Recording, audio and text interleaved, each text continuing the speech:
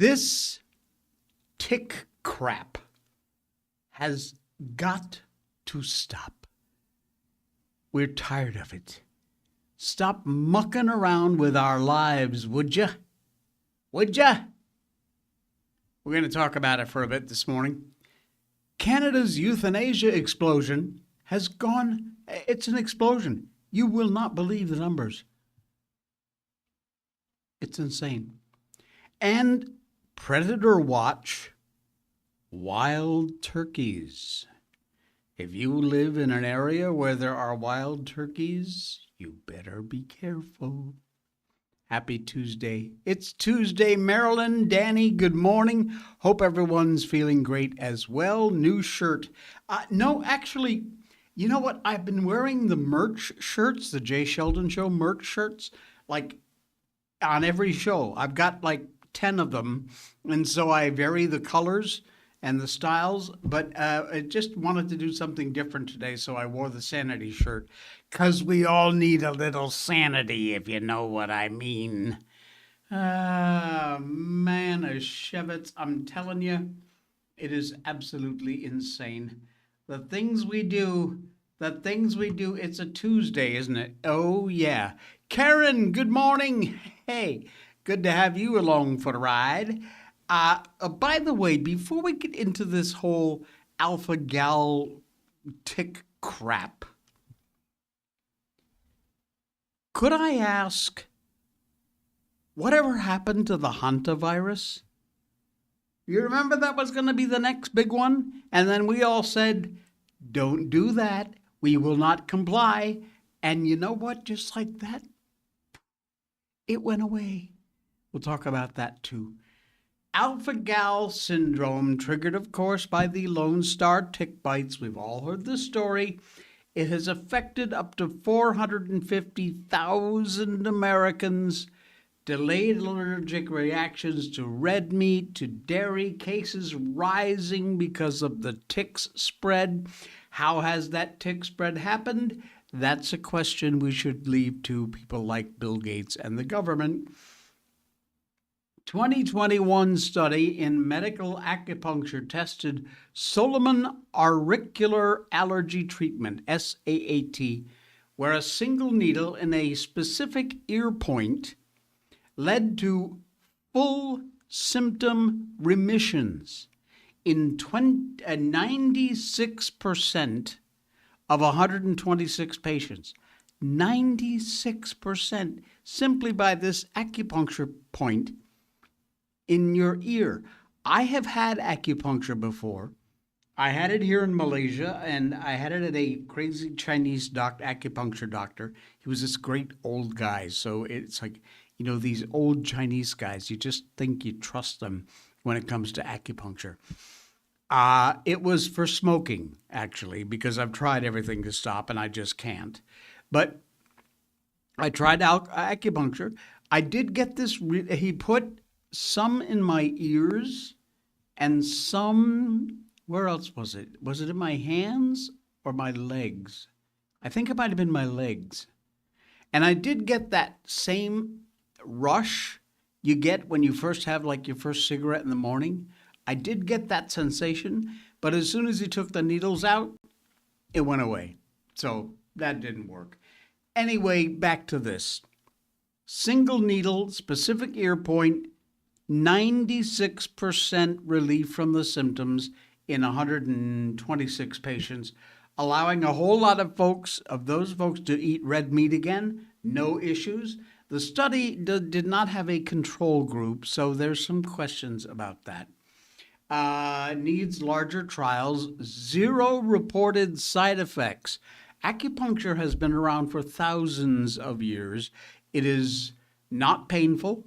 They put the needles in. It's not painful at all. You don't even really feel it.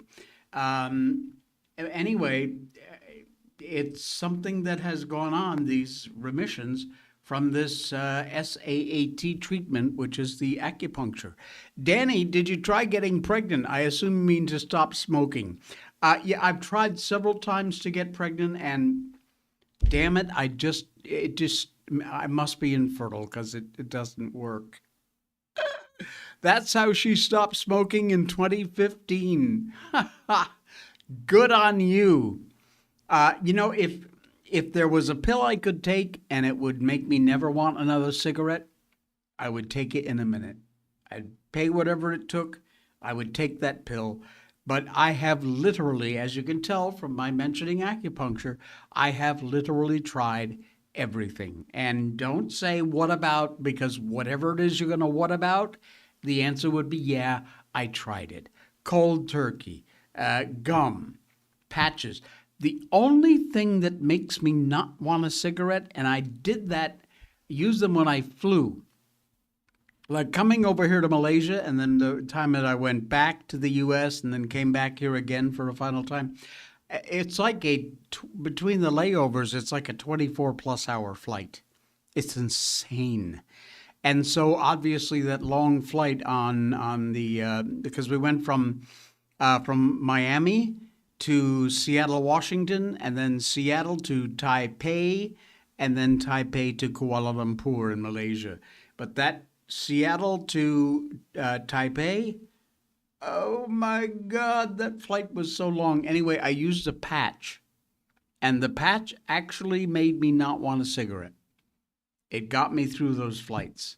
But, I mean, the minute I take the patch off, I reach for a cigarette. So, I can't live my life on patches, obviously. Anyway, there you go. This stupid tick stuff, they're going to force it down, and it's not like something that we can just ignore and it will go away, like we did with the whole hantavirus bullshit. This is something that you can and will likely be affected by because those ticks are out there. How they got there, like I said, that's another story for another day. And yes, that story smells. It stinks to high heaven. Something is going on. Don't know what. Hopefully one day, just like with the COVID and the pandemic, it will all come out. But for now, it's not. Because for now, for the little, folks who love this stuff, it's working. So, for all the red meat people out there, yeah. All right, anyway, please just be aware there is treatment. It does work, 96% of 126 people. And it's as simple as acupuncture. So there you go. Enjoy. You don't want your life to be no red meat. It's not a good thing. Oh, and no dairy either. Yeah, that's another big part about it. All right. So the question is, what exactly happened to the whole hantavirus thing? And what about the cruise ship full of hantaviruses? We're not hearing anything about it anymore, are we? Because a lot of us said, nope, stop it. We're not putting up with it. We will not comply. You're not going to do this to us again. Well, hantavirus patients, this is an article from Forbes, under quarantine. They are currently being held in quarantine. They could go home, but there's stipulations that are truly ridiculous. If they agree, if they want to go home, they have to agree to 24/7 surveillance. The latest updates from just May 29th, Americans have been quarantining in Nebraska for weeks after they were exposed to a contagious strain of hantavirus. They've said the government has offered them a deal that would allow them to complete their last 3 weeks of quarantine at home starting yesterday, provided their states agree to post, oh man, are you kidding me? Post a police officer or health worker outside their homes 24 hours a day to make sure they stay inside and they don't leave. I'm sorry, let me just check. Yeah, it's America. Unnamed passengers told CNN someone in the federal government above the director of the CDC suggested the surveillance plan as a way for those who've been exposed to the virus to go home. Officials in at least one state, New York, balked at the idea of letting passengers return. This is not acceptable, they said. CNN quoted a passenger saying, "We're not effing criminals. Unless you've got a good reason to think we're not going to comply, then treat us with respect." You think? 1,400 tablets of an experimental treatment called favipiravir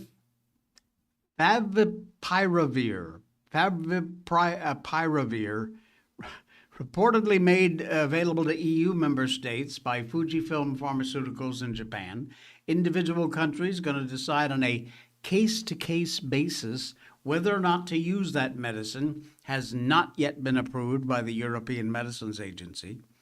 May 25th, Spanish citizens evacuated from the MV Hondias and quarantining at a hospital in Madrid as a precaution tested positive for the virus weeks after leaving the ship. This was where the original outbreak on this ship had happened, and was moved to a high-level isolation unit at the same hospital.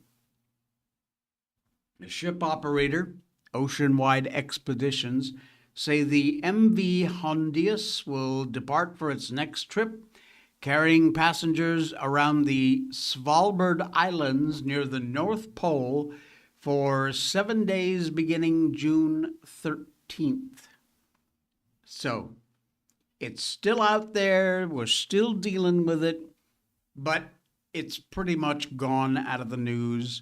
Nobody's talking about it. It's not that big. Well, it's a big deal if you get it, but hardly anybody's getting it. So there's no reason to clutch your pearls, pull your hair out, scream and yell. Unbelievable.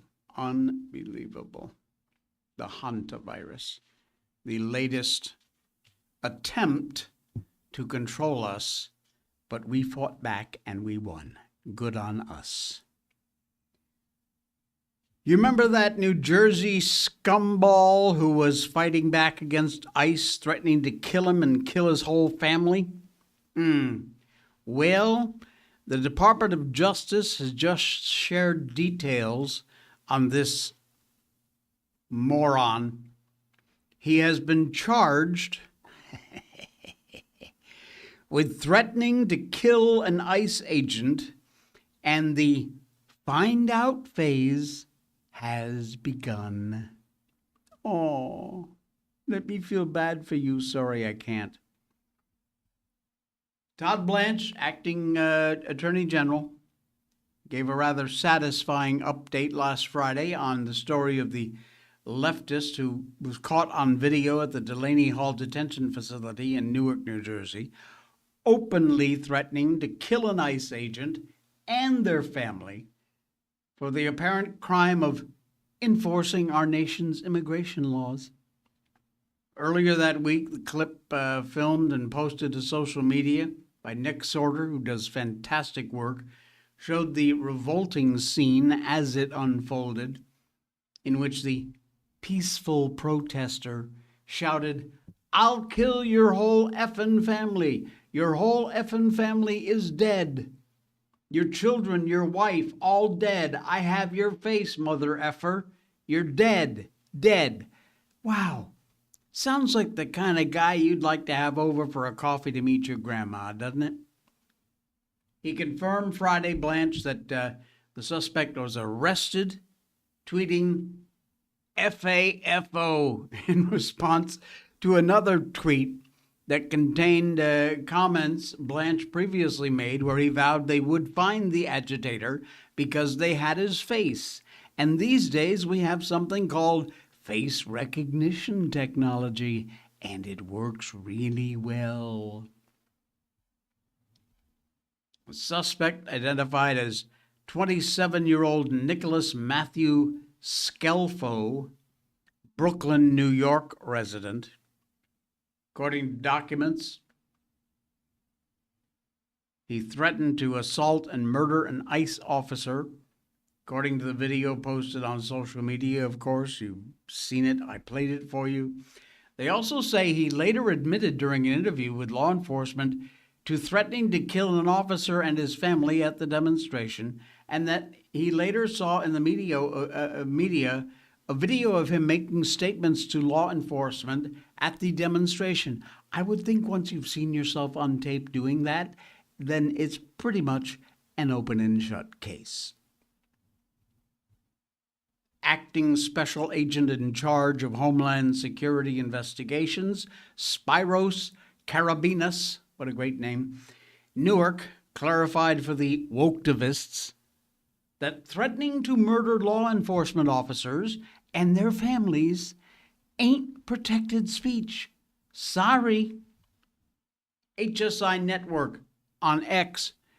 Nicholas Matthew Scelfo, 27, Brooklyn, New York, arrested for influencing, impeding, and retaliating against a federal officer by threat, scheduled to appear before a U.S. magistrate judge in Newark Federal Court. Good. Bye. I'm not playing the video again. He's disgusting. You've all seen it. By the way, if, or God help us, when this scum gets convicted, the max penalty, now again, this is America 2026, he will never, in a billion years, he would never, ever get this sentence. We have enough liberal judges, God help us if he gets one. But just so's you know, the max penalty for this idiot's crime, which you saw the tape, he is obviously guilty of, 10 years in prison and a $250,000 fine. I will keep you updated, Danny, by absolutely all means.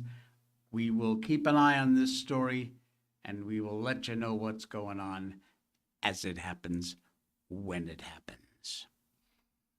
All right, let's head our little information bus out to California, shall we? I love this mayor's race in LA. It's such a classic. And as if it didn't have enough irons in the fire, enough mess, an absolutely shameless Gavin Newsom, of course, I repeat myself, has thrown Bass, the current mayor, absolutely under the bus and takes zero accountability for the train wreck, otherwise known as the Golden State, otherwise known as California. Politicians, as we all know, are a very special bunch. The slippery ones, able to gaslight, deny with ease, never take accountability when they fail their constituents, which is constantly. It's always somebody else's fault, something they couldn't control, the result of bad decisions by the other party. And Newsom, the governor of California, has turned this into somewhat of an art form, honestly. Would most likely tell you straight to your face without a hint of irony that he's been a terrific governor. The state's better off for it. Problem is, he's been in power for over 7 years, and I cannot think of a single thing in California that has improved under his watch. In fact, in almost every category you could imagine, it's gotten noticeably worse. The Proof of G-Pod podcast with Scott Galloway last Thursday. Exquisitely coiffed governor points the blame for the homelessness crisis on local Democrats. I'll remind you, Newsom is a Democrat, barely acknowledging that as the leader of the state, he has been a disaster on the issue. LA Mayor Karen Bass, tough primary with Palisades fire victim Spencer Pratt. Been pretty much ticked off by the answer. Way to go, throw me to the wolves, Gav. I can hear her now. On the Proof of G podcast, Galloway pointed to LA as an example of failure. LA does feel like a proxy for, if Democrats can figure out a way to run cities and operate them well, we're just going to have trouble across the whole federal stack in terms of elections. While Newsom said that progress has been made in California, he admits it hasn't been visible or felt as much as it should. The ultimate manifestation of that failure, the byproduct of the affordability crisis. What's happening as it relates to street homelessness, he said, unsheltered homelessness, encampments in particular, the permissiveness particularly that came at the peak during and after the COVID pandemic, my words, as it relates to tents on the streets and sidewalks, the quality of life, the diminution of quality of life, and this notion that we couldn't do anything about it. Wait, is this like a Steve Hilton ad or what? You mean all that failure, Gabby, that occurred under your regime? Where's that $24 billion, Governor? You better hope Republican Steve Hilton doesn't get elected in November as your replacement, because if he do, you are in a heap of trouble. Oh, but wait. It's Gavin Newsom we're talking about here, so he had plenty more gaslighting to do, and he did. Is this answer preposterous or what? Listen to this. This is Newsom. Somehow we're applying the standard that it was compassionate to step over people in the streets and sidewalks in the name of, their personal liberty, he said. When in fact the degradation of the communities, the businesses that were impacted by that, the family structure, mom that just wants to walk his or her kid down to the playground or in the stroller, was outraged and furious and didn't trust the government. That's Newsom's words. That's what conservatives and concerned residents have been yelling from the hilltops, for years. And yet, all you did, Gavi, was some obnoxious tweets from your press office and slam anybody who called out the problems. The emotional governor is angered by the failure, but apparently not at himself. He says, and so it's the issue that defines people's angers. It's the issue that defines my anger as governor. No, it is not the definition of your anger, Gabby. It's the definition of you. And here's the capper. For the first time in close to 2 decades, Scott, no other governor has been able to say this in decades. We've seen almost a double-edged decrease in unsheltered homeless in the state of California. That's Newsom. Readers adding context to the ex-post said, the reported 9% drop refers to unsheltered homelessness in 30 select communities, not the total homelessness statewide, which increased from about 151,000 in 2019 to over 181,000. You know what, Gabby? Just quit it. Just stop. Just stop. Danny, I saw an interview on NBC with Pratt. They really tried the gotcha question, and Pratt was almost Trump-like in calling them out for it. He was very vocal about their bullcrap traps, and I loved it. I'll send you the video. Please do. Just shoot it out to our email, and I know you've got that. Yeah, thank you for that. Appreciate it. All right.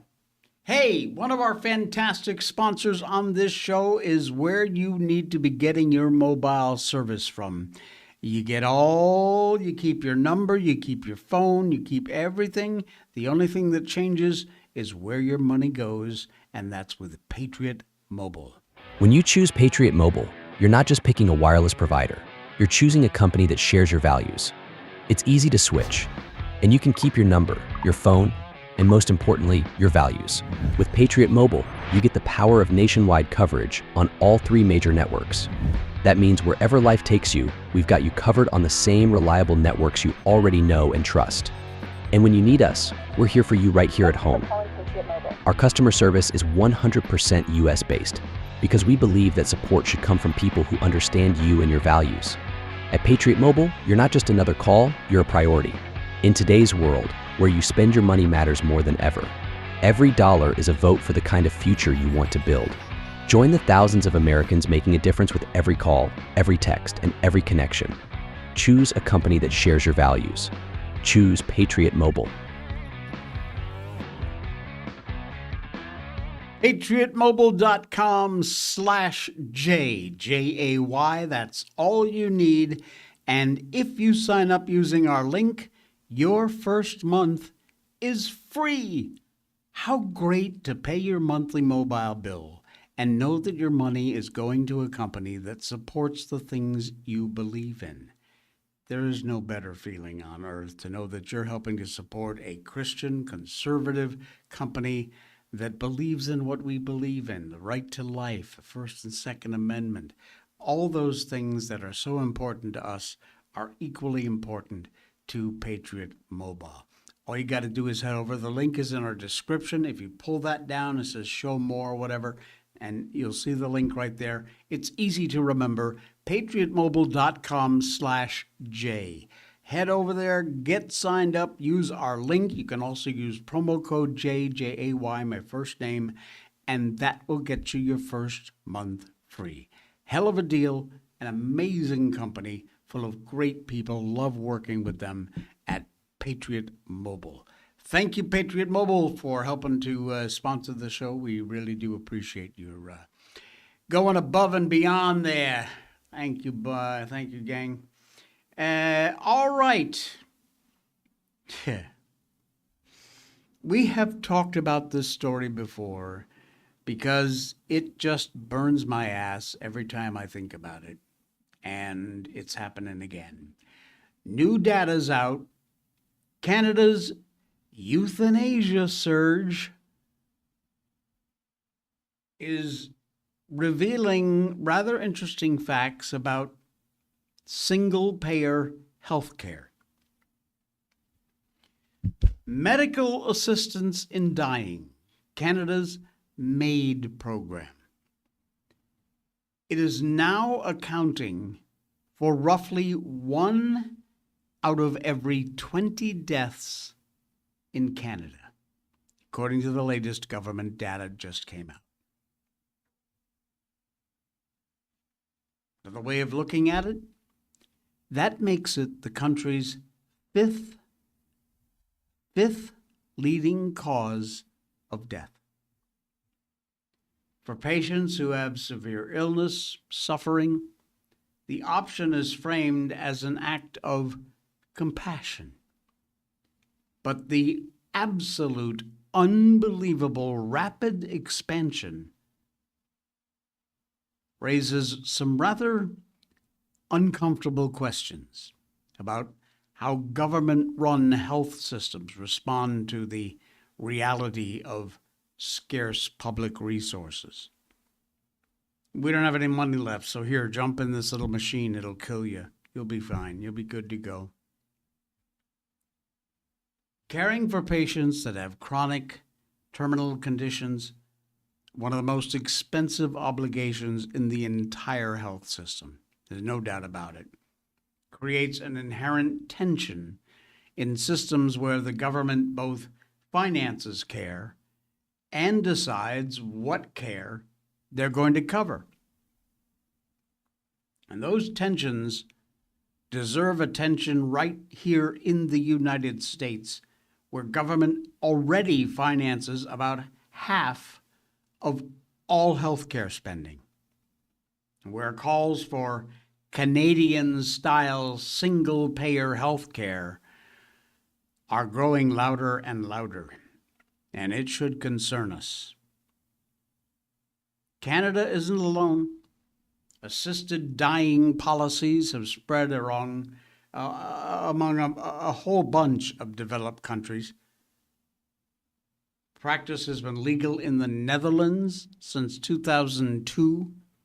Last year, more than 10,000 people in the Netherlands were euthanized, a 3.8% increase from 2024. In Belgium, 4,500 people died from medically assisted suicide. In 2025, it accounted for 4% of all the deaths in Belgium. Spain, 1,000 patients received physician-assisted death last year. Other countries, Luxembourg, Switzerland, Austria, all have legally medically assisted dying. UK House of Commons passed an assisted dying bill that has been stalled in the House of Lords, thankfully. But what's notable is not just the growth of these programs, but their scope. That's the important part. In some countries, listen to this, eligibility has expanded beyond patients who are terminally ill to include those with chronic conditions, or in rare cases, severe psychological distress would be enough to qualify you for an assisted death. Spain, just last month, a 25-year-old woman received euthanasia after a lengthy legal battle with her family. She'd been the victim of a sexual assault and had become paraplegic after a suicide attempt. The case prompted ethical debates about where the line is drawn between relieving suffering and endorsing death as a solution to it. Some Canadian patients have reported being informed about MAID alongside, or in some cases even before, being offered alternative treatments or any kind of support. Before any of that happens, they're offering them the MAID program. Miriam Lancaster, 84-year-old British Columbia resident, taken by ambulance to a Vancouver hospital last year with severe back pain. As she recounted to the National Post last month, the doctor came in and said, "Miriam, I understand you're in a lot of pain. We can offer you MAID, medical assistance in dying."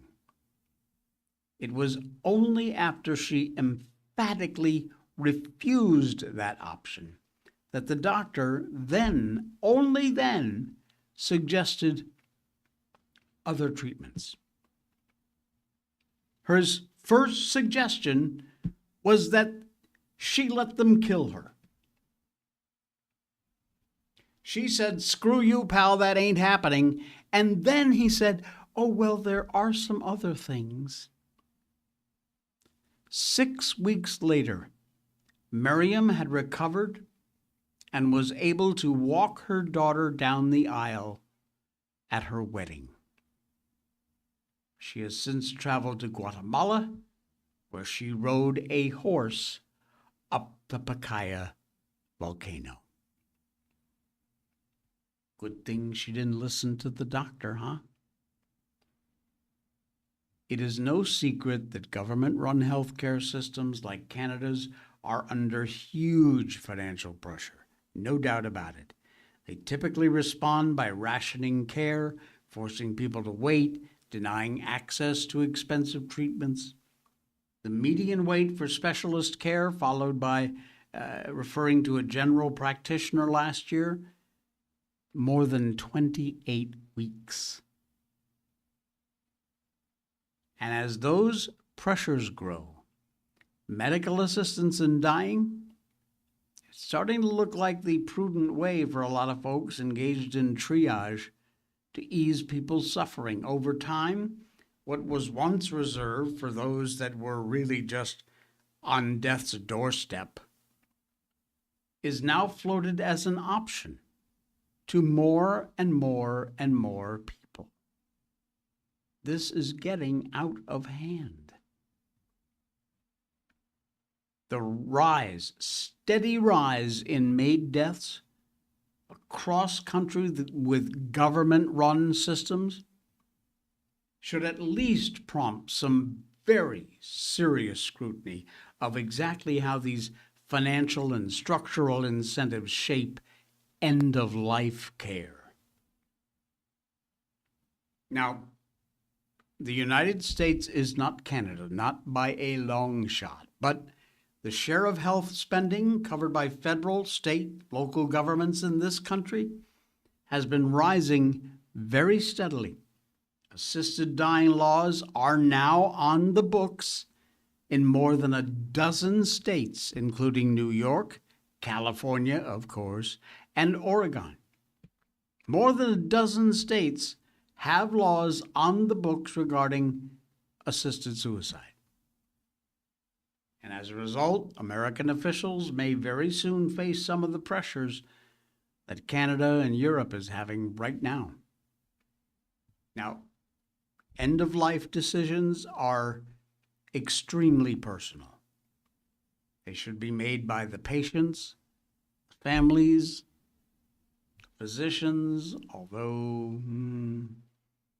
but certainly should never be made by governments or publicly funded institutions that are going to benefit when they don't have to care for the patient anymore. Not a big fan, but it is what it is, I guess.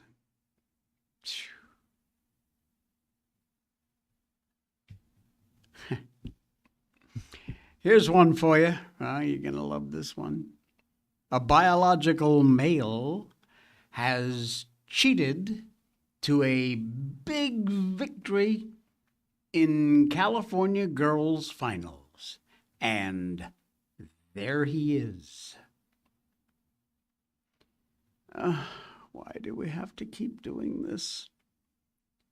Some things are so fundamentally unfair, so absolutely wrong, that any rational person would think that they would be universally prescribed. Allowing boys to compete on a girls' sports team in girls' competition is certainly one of those things.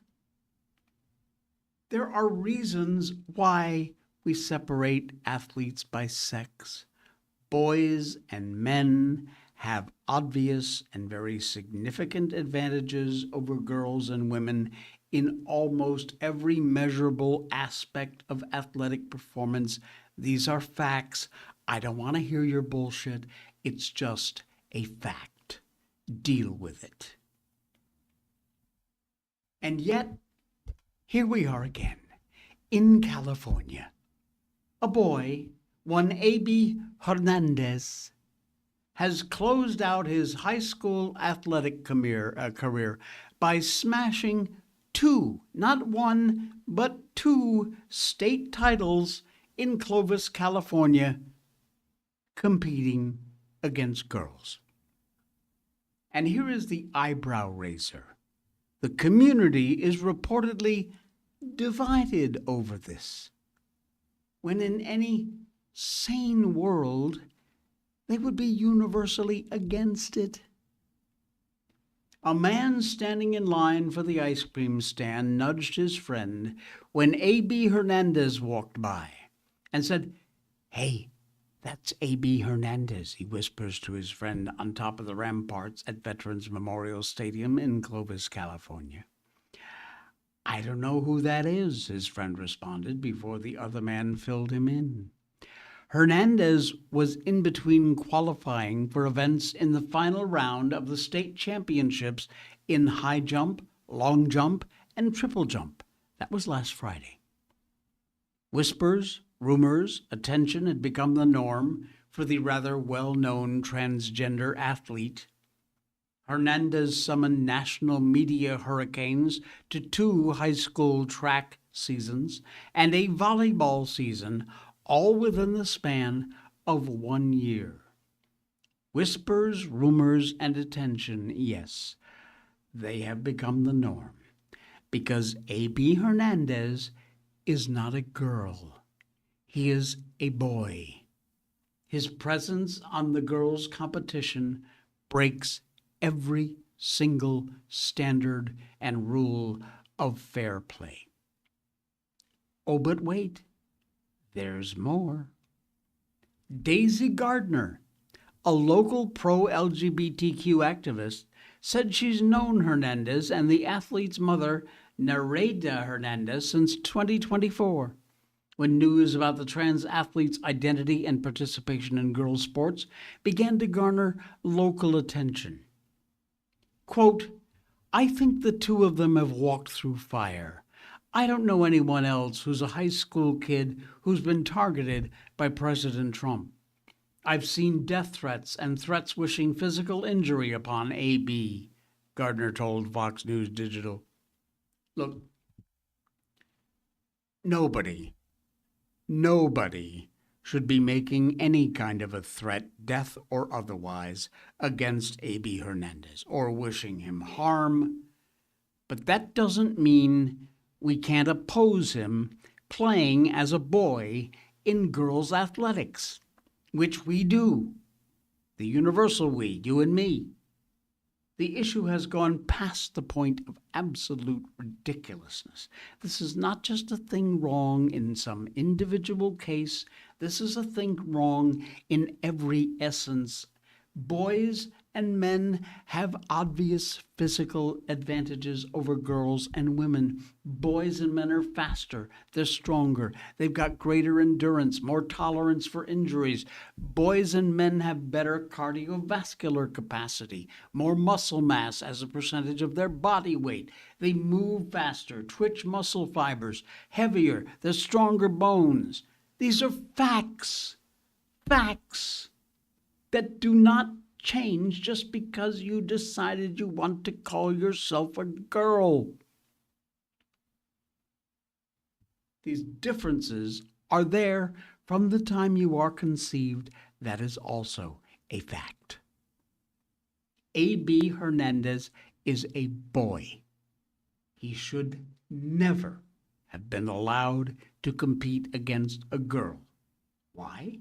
Because he's not a girl. He can claim to identify as a girl all he wants. He can wear girls' clothes. He can dance a merengue in a cocktail dress on the sidewalk for all anybody cares, myself included. I really don't care. But he should never, ever, ever have been allowed to compete in a girls' athletic event. And yet, he was. And he won.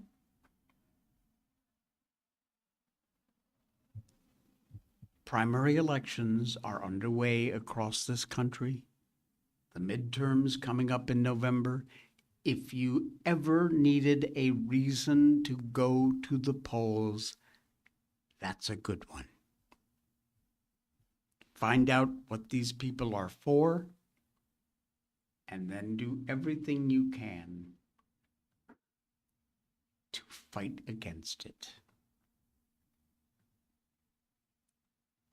Keeping in mind, if you've got a daughter playing in school and one of these knuckle-dragging knuckleheads decides he wants to be a girl for the day and attack your girl, your real-life girl, you're going to have something to deal with. I hate to say it, but there you go. Unbelievable. You know what else is unbelievable? The taste of this coffee. That is Blackout coffee, and that is good stuff. Blackout coffee, folks, it is all done in-house, sourced premium specialty grade coffee beans, which are graded at 80 points or above on a 100-point scale. Specialty coffees grown at the perfect altitude, the right time of year, the best soil, harvested at just the right time. This American company works with local co-ops and American farmers that grow this high-quality coffee. They adopt a strict adherence to small batch roasting. They only roast your beans after you order, then they ship them out within 24 to 48 hours, which means you've got fresh roasted beans at your doorstep. Blackout Coffee, a longtime sponsor on this show because they are just that good, and our viewers and listeners who have tried it have gone back for more time and time again. And if you use our link, which is in our description down below for Blackout Coffee, you will get 20% off your first order. You can use the code J20 over there, JAY20, 20% off your first order. Best news is they've always got specials going on over there. It's an American company. They believe in our First and Second Amendment, right to life, all the stuff you and I believe in. They send coffee to our military, our active military overseas. They're constantly sending that off. You can check out more information about it at the website. They've got pods, instant, flavored coffees, which are beyond belief. They're so good. Blackout coffee, roasted, shipped, packed with lightning speed and right to your doorstep. In a lot of cases, if you can't grind the beans yourself, a lot of their most popular roasts also now have an option where they will grind them for you. Not a problem. Just pick that from the pull-down menu, whole beans or ground. You're good to go. Blackout coffee, always full-flavored, strong coffee taste, never, ever, ever bitter. I can attest to that. I drink it 24 hours a day, including on this show. Oh, man. Check it out. Try a single bag. Pick out your favorite roast. Try one bag. Use the code J20, 20% off, and you will be convinced it's just that good. Blackout Coffee, thank you, folks, for being part of the show. We really appreciate that. All righty, then. AI, I love this one. Artificial intelligence is rewarding high school graduates for being dishonest frauds. Yeah. With the widespread of AI use, what distinguishes the top grads from their lower-ranked classmates very often is just their willingness to cheat and lie about their work. It is graduation season, of course, May and June, ceremonies across the country, valedictorians, salutatorians, student council presidents, school administrators, all giving speeches to commend millions of high school graduates on their good work, encouraging them to savor this moment of achievement, go forth in a spirit of gratitude and pride. By the way, did I tell you I spoke at my high school graduation? Yeah, I did. My speech was called Laughter. It was great. I don't remember it. I did impressions of like Nixon and a bunch of people in the speech. It was very funny. Anyway, typically, these speeches very rarely stray away from the pre-approved messages: inclusion, positivity, general affirmations, going through a gauntlet of censors. What comes out is usually always some mix of platitudes about seizing opportunities and enjoying the journey, persevering through adversity. Nevertheless, in the past years, speeches still express the student's own voice on some level. We can now have very little confidence that what we're hearing the student's voice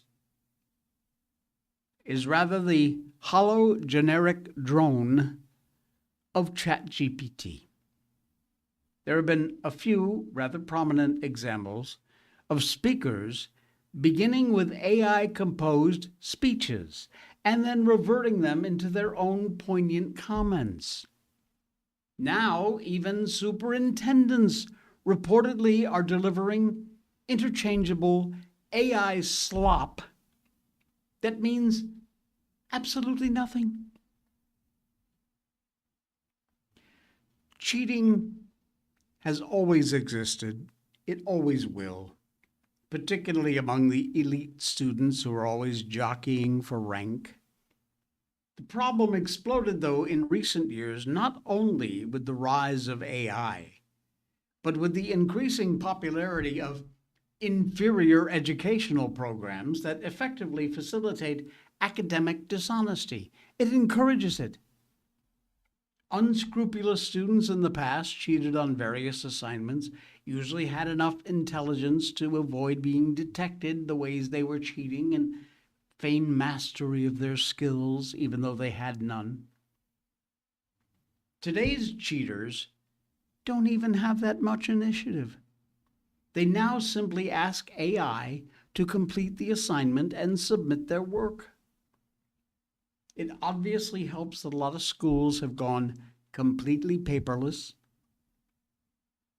and it is now possible for an otherwise completely mediocre student to make their way through all kinds of advanced courses, cheating the whole time. And worse still, they can continue into their college courses. Their professors may even take less action against any academic dishonesty than teachers in K-12 schools. Some professors may take to the pages of The Atlantic and complain about their elite students who never read a book in their lives. But a whole lot will never really seriously challenge these students, much less fail them. Not so long ago, chronic cheaters were always unmasked when they took their SATs or their AP exams. But all that's changed. The SATs continuously altered to accommodate ever weaker testers, hiding just how much decline in learning has actually been happening, which the answer to is a lot. In the case of AP exam, a lot of students actively circumventing them by enrolling in dual credit programs, community college courses offered at the high school level, which have no standardization exam. At the end of the course, that's it. College boards even made its exams easier to pass, and in doing so made them easier to cheat on. So this is the way people are getting ahead these days. Cheating with AI. Ain't that nice? What to do about it? You know what? It's here. It's here to stay. I don't know, because it is impossible these days to tell, in most cases, what's AI and what ain't AI. Scary. All right. Do you live in an area that has turkeys? Wild turkeys? If you do, you had better be on a predator watch. Wild turkeys have assaulted a California woman, and rogue raccoons are sparking warnings.